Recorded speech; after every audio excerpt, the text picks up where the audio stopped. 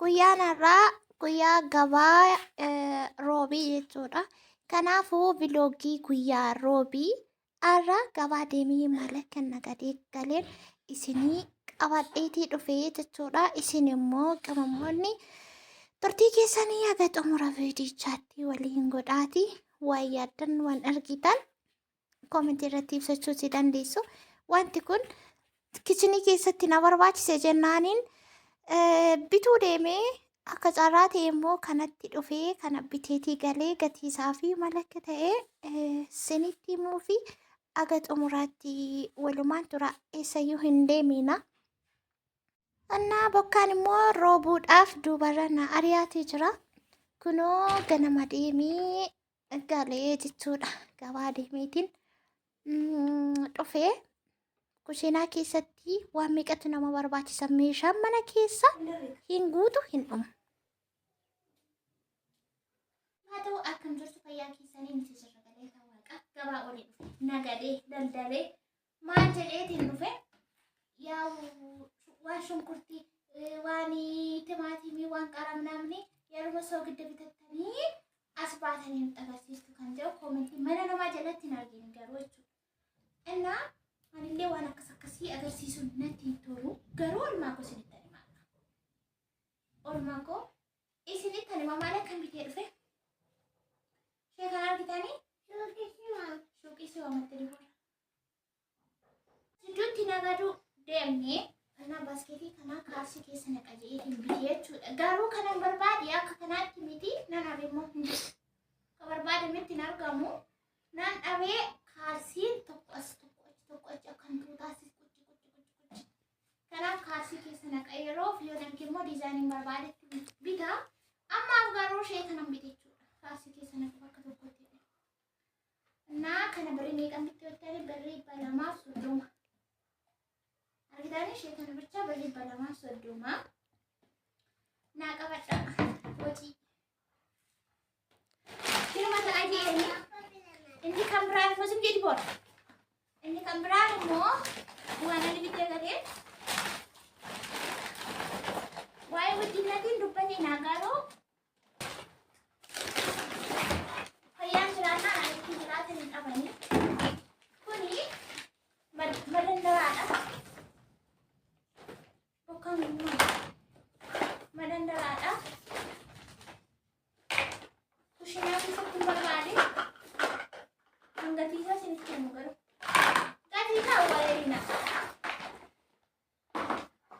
Kunoo darajaa 5 qaba. Kunooti darajaa 5 qaba. Kun miila isaati. Kun immoo 5 miti moo? Sadii 5. Garuu akka gagaxxamuun san beekan. Kanarra qodaa naquuf ta'een kushiinaa keessatti sarvisii wanti tokko lafa taa'u baay'ee tokko nama dabbara namatti hin tolu. Yaa kushiinaa keessallee biifee hin jira garuu waan akka sarvisii faa saayinaa gurguddaa faa achirra kaa'uun namatti hin tolu. Ta'uu dide jennaan kan haati mijatutti kana maaliif hin bituu jedheen kana bitee garuu akka bitti hin gaxxamu. Isheen antinaa jettee nuti akkamitti gaxxamu? Guys, akkamitti na kan gaxxamu agarsiisu hin beekan. Geetaa Yesuus Kiristoos. Achi garbees ni qoy.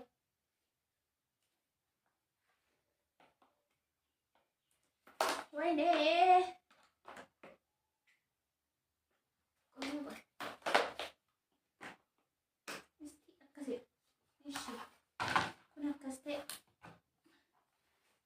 Lastiki umurii agas maran qabu garuu ibidda biraa waan ga'uutti jedhu umurii waan nu gadaa fagoo deemu isa booda akkasumatti fakkaata.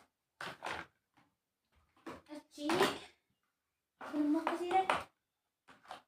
Akkas ta'e naannoo isin na gargaarani.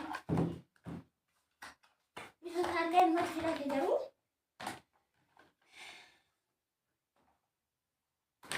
isa booda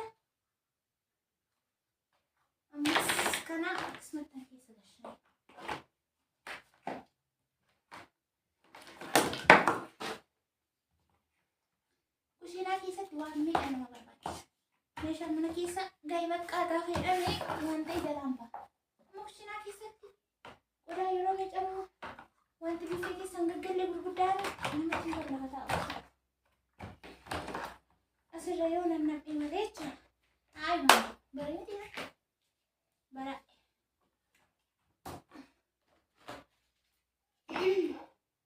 tokko immoo darajaa meeqa qaba? Darajaa qullubbii qaba.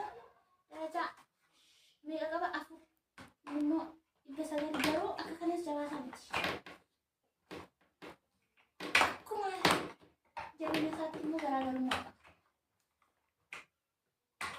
Isa booda akkas goonee ishii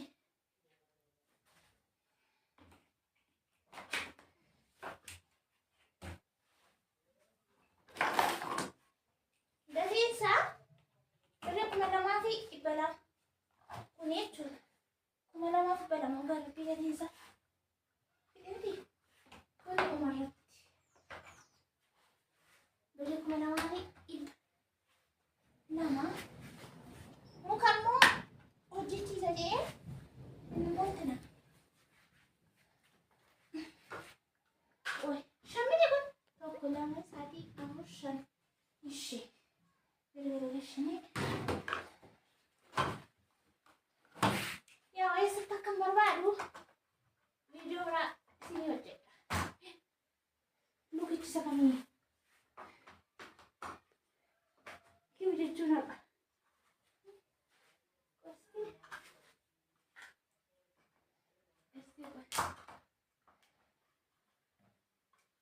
maala tuffataa qomee bitannu deettii malee na dhaamasa akkasii sabooda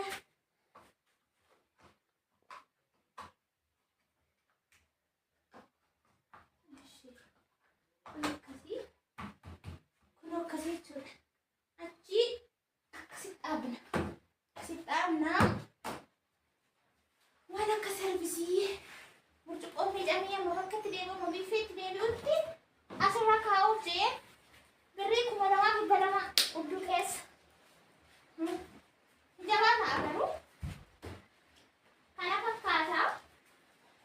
Kushinaa keessa immoo yeroo sirreessu akkuma akka ta'e kan ittiin akka sirreessu isinittan agarsiisaa jechuudha. Walumaa gala isaatti kuniif kuni 2,30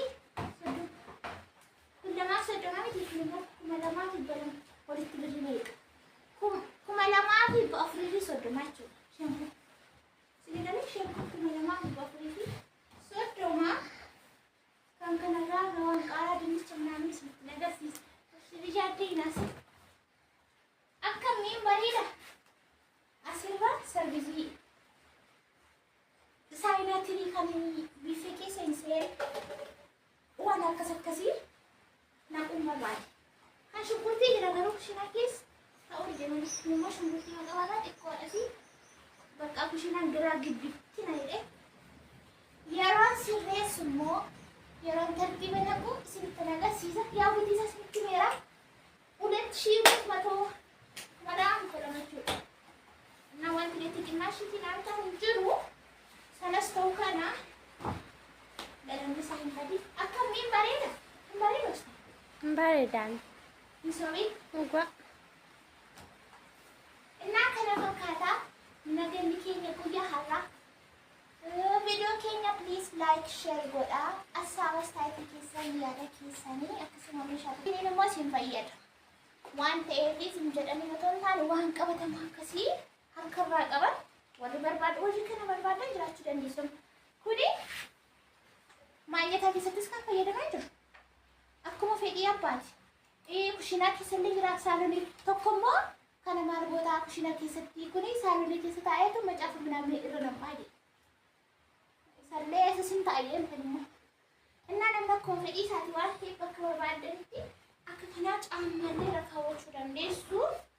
Waan garagaraaf hin oola wantichi argamnaan isa badu miti. Kana fakkaataa agadeemine iddoo guyyaa irraa isinii qabadhee dhufee xumuree kan jira. Kabiraatiin agadeemine dhufuutti nagaa fayyaa ta'a baay'ee.